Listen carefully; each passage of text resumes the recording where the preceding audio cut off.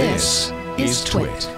We've been tracking, because it's sort of interesting, for the last few podcasts, the fate of Telegram in Russia. As we know, Russia said we're not going to allow any encryption that we cannot decrypt. Telegram said, sorry, we're not giving you the keys to the kingdom. Russia went through several rounds of various court actions in order to make this compulsory. Telegram stood their ground, said, sorry, nope. And so Russia then, late last week, got the final machinations finished to require that Telegram get blocked. That is, Telegram's domains. Apparently, in an effort to and I guess it's sort of, they were playing cutesy because, I mean, this is a losing battle on Telegram's part. Telegram moved a bunch of their IPv4 IP addresses deliberately into net blocks being used by Amazon's AWS and Google's cloud platforms. As a consequence, Russia, using a rather blunt instrument, blocked 15.8 million IPs on those Amazon and Google cloud platforms. Oh, Lord. Yes, and I have them in the show notes. They are, I mean, it is a massive block. So, you know, in network terminology, if you have a network with a /16, that says that the high 2 bytes is the network, and then the low 2 bytes are typically .0.0, meaning that all addresses with any of the lower 2 bytes are part of this block. Well, this isn't quite that bad. It's a /15, but there's 3 /15s and a /14, meaning that basically 4 different networks, each one being specified by 2 bits plus one, the highest order bit of the third byte, have all been blacklisted. That is, just blacked out.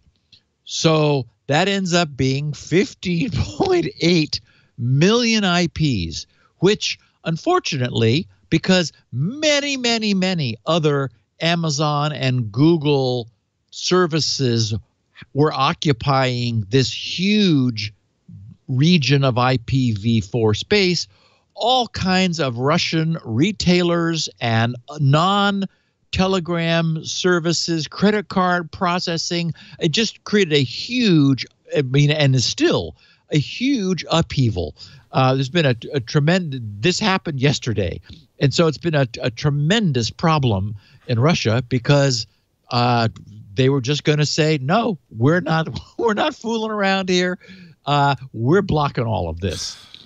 So in addition, Russia's telecommunications regulator asked Apple and Google to pull Telegram from their app stores, so that iOS and Android. They said pull the apps.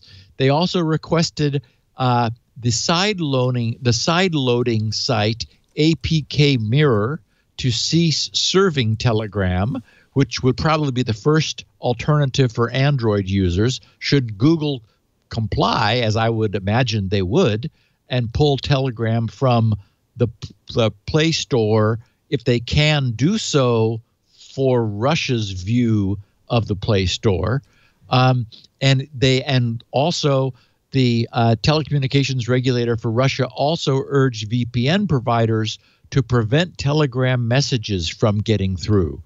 So, you know, right now there's a mess over there. I don't know what Telegram's position will be. I mean, they ought to just give up. I mean, they should have seen the writing on the wall.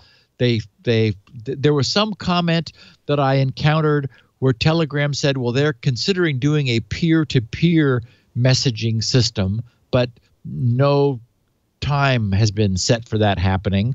And the New York Times, in their reporting, noted that the ban on Telegram would put the Kremlin in a slightly awkward position because many inside the government, including those in President Vladimir Putin's press office, use Telegram themselves.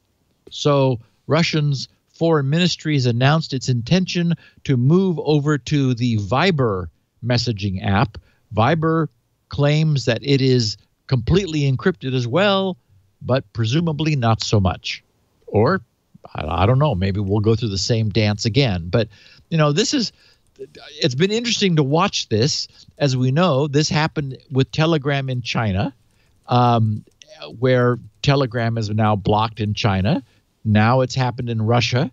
And, the problem is that someone trying to run a service in direct opposition to the government that controls telecommunications within that space, they're going to lose that battle.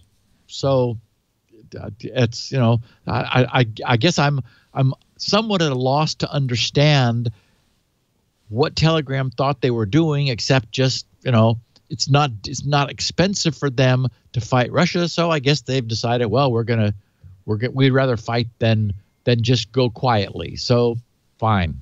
Still, their Telegram is gone from Russia, essentially.